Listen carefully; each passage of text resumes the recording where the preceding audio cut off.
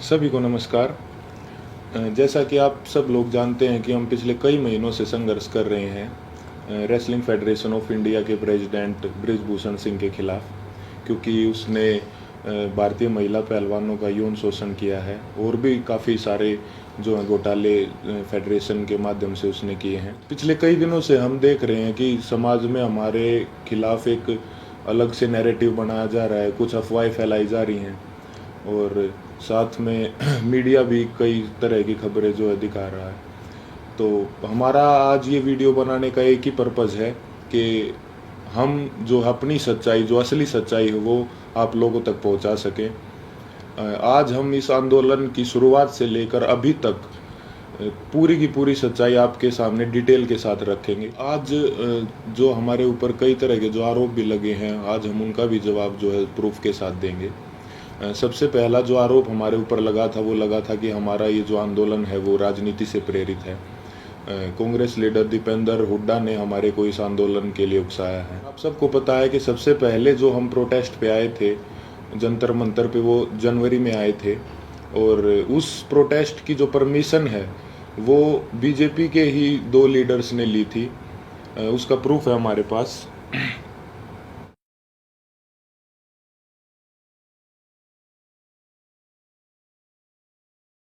Protest की जो permission जो जंतर मंतर थाने से ली गई थी वो बीजेपी लीडर तीर्थ राणा और बीजेपी लीडर बबीता फोगाट ने जो वो परमिशन ली थी, जिसका प्रूफ भी अभी हमने आपको दिखाया।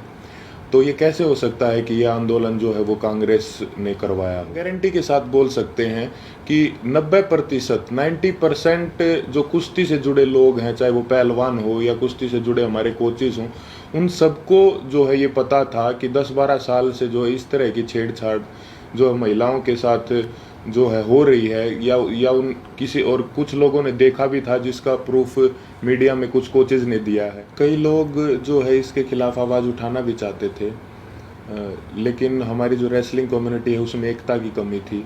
अगर किसी ने जो सिंगल अगर ये आवाज़ उठाने का फैसला भी किया तो वो बात जो है रेसलिंग जो है फेडरेशन के प्रेसिडेंट तक पहुंच जाती थी और उस आदमी के कैरियर में दिक्कत आना स्टार्ट हो जाती थी। लगातार और बार बार हमने सभी को बताया है कि जो हमारी लड़ाई वो सरकार के खिलाफ नहीं है, हमारी लड़ाई जो है रेसलिंग फेडरेशन के प्रेसिडेंट के खिलाफ है, क्योंकि जो भी शोषण उसने किया है, जो भी रेसलिंग के लिए गलत किया है, वो उसने फेडरेशन के पद पर बने रहते हुए किया है। और हमारी लड़ाई सरकार से वैसे भी नहीं हो सकती, क्योंकि जो मैंने अभी आपको पीछे बताया कि जो है बृजभूषण भी जो है वो रूलिंग पार्टी से ही सांसद है और जो जिन्होंने प्रोटेस्ट की परमिशन ली वो भी जो है बीजेपी के ही लीडर हैं। तो इससे तो ये साफ होता है कि भाई हमारी लड़ाई सरकार के साथ नहीं थी। और हमारे ऊपर दूसरा आरोप ये भी था कि हम इतने टाइम तक चुप क्यों थे। तो इसके कई कारण हैं। सबसे पहले तो एकता की बहुत कमी थी, एक साथ कभी हम हो ही नहीं पाए। और इसका दूसरा कारण तो आप समझ ही सकते हैं कि माइनर जो लड़की जिसने 161 के बयान दिए, फिर 164 के, उसके कई दिन बाद जो है उसने अपने बयान बदले, क्योंकि उसके परिवार को डराया गया, धमकाया गया। तो सिंगल आवाज़ उठा भी कैसे सकते थे। कुश्ती में आने वाले सभी खिलाड़ी बहुत ही गरीब परिवार से होते हैं, उनमें हिम्मत नहीं होती वो इतनी बड़ी व्यवस्था और इतने पावरफुल आदमी के खिलाफ आवाज़ उठा सके। और वो सब आप लोगों ने महसूस भी कर लिया होगा कि इंडिया के टॉप रेसलर्स ने मिलकर आवाज़ उठाई और उसके बावजूद भी उन्हें किन किन हालातों से गुजरना पड़ा। 28 तारीख को महिला पहलवानों के साथ जो व्यवहार हुआ वो पूरे देश ने देखा है। कैसे उनको ज़बरदस्ती घसीटा गया और कैसे जो उनको ज़बरदस्ती अरेस्ट किया गया, जबकि हमने कोई भी जो है कानून नहीं तोड़ा था, ना ही किसी संविधान का उल्लंघन किया था। फिर भी हमारे ऊपर जो है इतना ज़ोर ज़बरदस्ती का और इतना बर्बर व्यवहार जो है किया गया पुलिस प्रशासन द्वारा। हम आप सबको ये क्लियर कर देना चाहते हैं कि जो 28 मई की जो महिला सम्मान महापंचायत की जो कॉल थी वो हमने नहीं दी थी, वो हमारे खाप चौधरियों ने दी थी महम में पंचायत के बाद। हमारे को तो कुछ समय के बाद जो है इस फैसले के कुछ समय बाद हमारे को ये पता चला कि 28 तारीख को जो है नए संसद भवन का उद्घाटन भी है। फिर भी जो है हमने हमारे बड़े बुजुर्गों के आदेश का जो है पालन किया, जिसके परिणाम स्वरूप जो है हमारे को इस तरीके से बर्बरतापूर्वक घसीटा गया रोड पे, और जो है हमारे को प्रोटेस्ट साइट से भी जो है ज़बरदस्ती हटा दिया गया। 28 तारीख को जो घटना हमारे साथ हुई उसने हमें अंदर से तोड़ दिया था।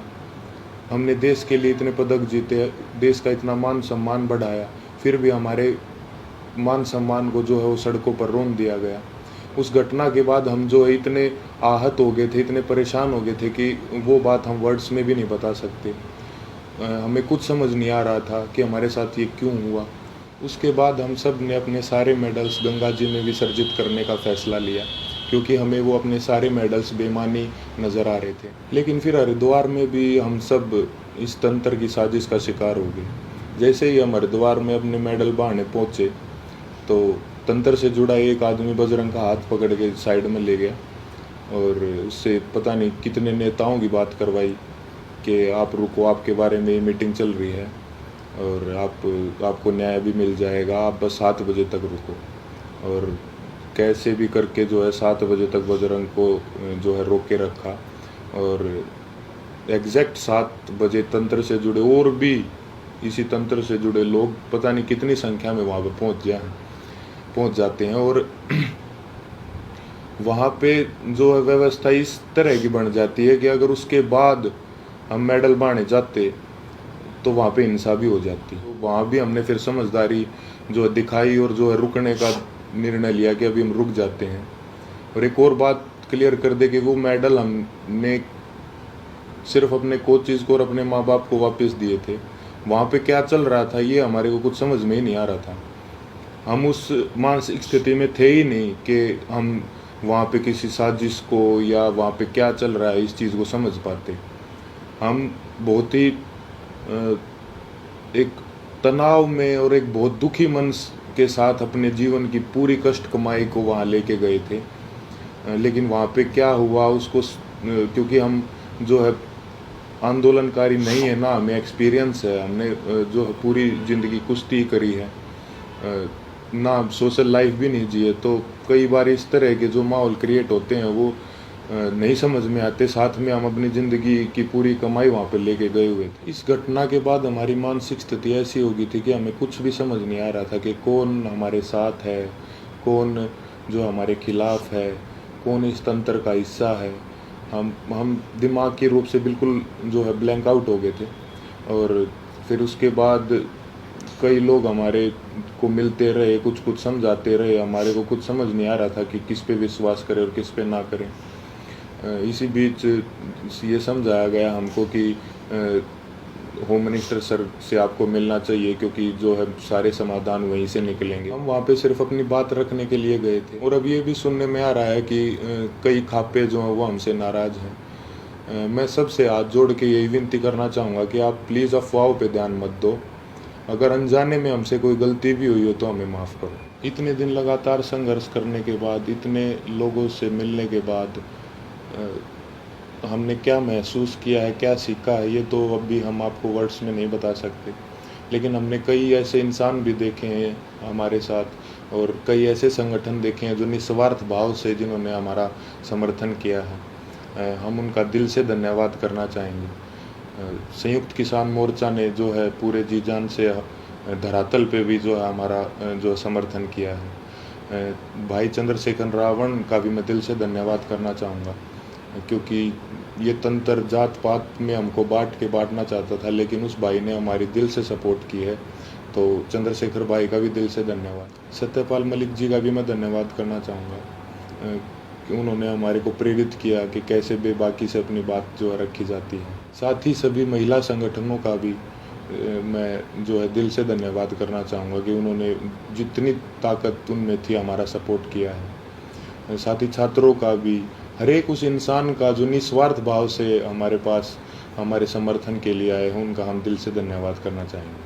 और हम चाहेंगे कि आगे भी मुसीबत के समय में आप हमारा ऐसे ही साथ दें। इसके लिए मैं धन्यवाद करना चाहूँगा बीजेपी लीडर जो हैं बबीता जी और तीर्थ राणा जी का, कि उन्होंने जो है पहलवानों को एकजुट करने का काम किया। साथ ही उन्होंने इस आवाज़ को उठाने के लिए उन्हें मोटिवेट भी किया।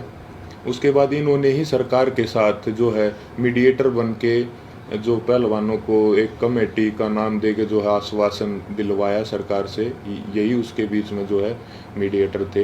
हालांकि वो बस एक आश्वासन ही निकला, क्योंकि उसके बाद जो है उस कमेटी का कोई रिजल्ट नहीं निकला और रेसलिंग फेडरेशन ने अपना काम वापस से वैसे ही सुचारू रूप से जारी रखा, जिसकी वजह से फिर हमें 3 महीने के बाद वेट करके जब हमें न्याय नहीं मिला तो हमें दोबारा जो है वो जंतर मंतर पर आना पड़ा। हम अपने माध्यम से सभी देशवासियों को ये संदेश भी देना चाहते हैं कि कभी भी किसी के साथ भी अगर कोई अन्याय होता है तो हमें जो है हमेशा ही एकजुट होने की जो ज़रूरत रहती है और होना चाहिए हमें एकजुट, क्योंकि हमने इतने इस दौर में यही महसूस किया कि कहीं ना कहीं ये तंत्र हमारी एकता की कमी है, जो हम बटे हुए हैं उसका ही ये फ़ायदा उठाता है।